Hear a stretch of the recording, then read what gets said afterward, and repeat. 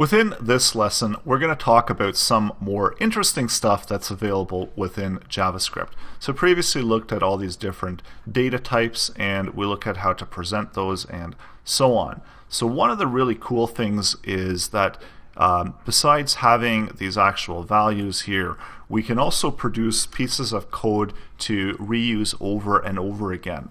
So much like we are able to reuse these values over and over again and adjust them throughout JavaScript, there's a way to create a whole block of code and be able to reuse that and execute that whenever we want to have that value executed.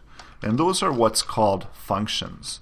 So I'm going to set up a very simple function here. I'm not going to pass anything through quite yet.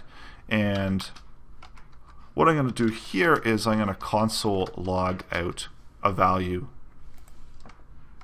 So maybe I want to just log out this Apple AD or something like that. So functions don't actually get rendered out until you call the function. So all you have to do in order to call the function is do something like this.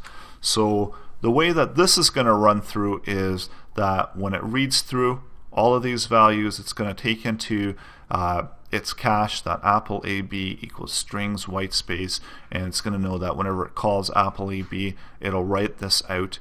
It'll read through this function and say, okay, well, when we hit function, my function, we're going to be able to render this out.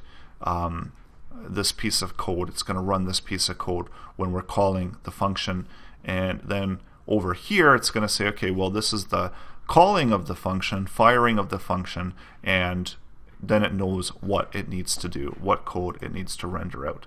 So this gets saved within the function and gets rendered out within the function. So just to show you how this is going to turn out over here, so we get that same thing here where we're actually rendering out that console log information. So along with functions, there's actually several different ways that we can write out functions. And depending on the way that you write it out, so it all actually matters how JavaScript reads through the code. And you got to keep that in mind when you are coming up with which type of function you're going to use. So I'm not going to get into too much detail about all the different ways that you can render out functions. I'm going to talk about two of the most basic ones. So this was a declaration function.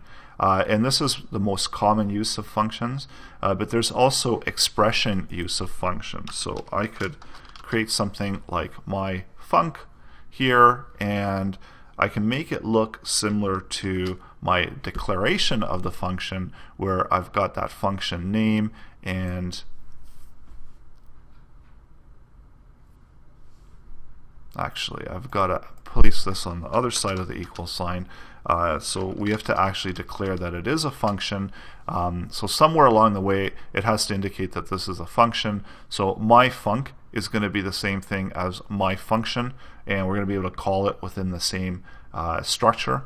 So same thing, we have the ability to pass through arguments over here, and then whatever the function does is between the opening and closing curly brackets. So just to show you how this is going to look, and go down here, and we're going to call this one here as well.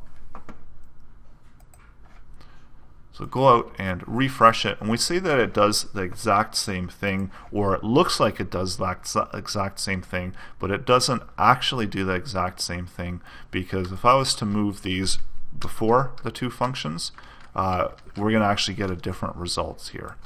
And then this is one of those things about how JavaScript actually renders it out, that we see that my func is not a function, and it's not throwing that same error for the my function. So if I was to remove that, we're not actually going to get that same error, and it still knows how to render that out. And that's because when we use a declaration function, the way that JavaScript actually reads through the code is that it reads it all once and it places it within the cache. So over here, when it sees this, it doesn't actually take this value as understanding what's held within this function, but when we declare it within this way, it understands that my function now has been listed. It knows that there's a function attached to it, and then the second time when JavaScript runs through the code, it actually starts rendering out the code, what it hits, and when it hits my function, it knows that this is what's being held within there, as opposed to when we're writing the function expression and we don't know that there's actually a function attached to it and it doesn't know how to render that out. So order of presenting your functions is important, and calling to those functions. So we're going to talk more about functions and get into some really cool stuff as well that's available within JavaScript. Start bringing this all together to create some calculations and something dynamically happening instead of just presenting out all of this static data.